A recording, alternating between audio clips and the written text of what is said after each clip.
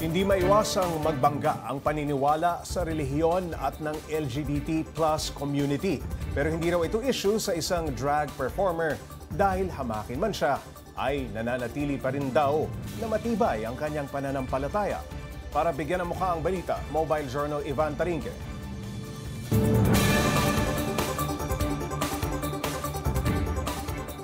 Sa mundo ng LGBT community, patuloy na lumalaki ang komunidad ng mga drag queens at drag shows.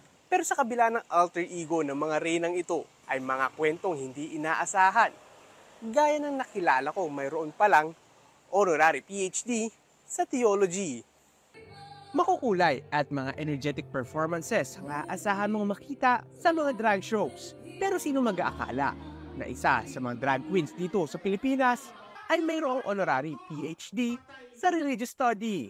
Meet Salmonella, ang full-time drag artist. Dati palang nagtuturo ng religion subject sa eskwelahan noon.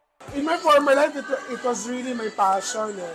Theology, the Catholic Church. I'm trying to marry the fact Catholic faith and drag can both coexist. Ang kanyang doctorate, tinatawag na honoris causa o honorary PhD at ibinibigay ito ng isang institusyon sa nagbibigay ng natatanging ambag sa kanilang larangan. Isa sa mga sikat na nakatanggap ng honorary PhD ay si Taylor Swift.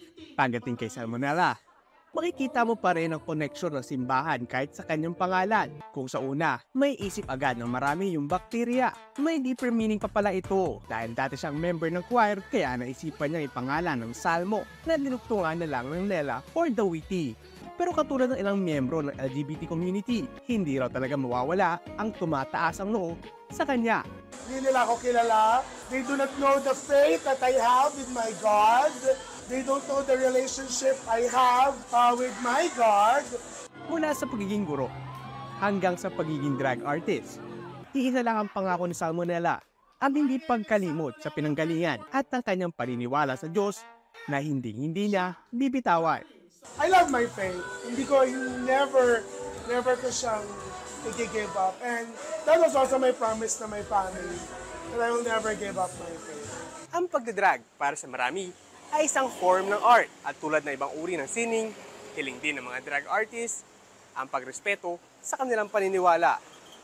Mobile Journal, Ivan Tarinque po hatid ang mukha ng balita.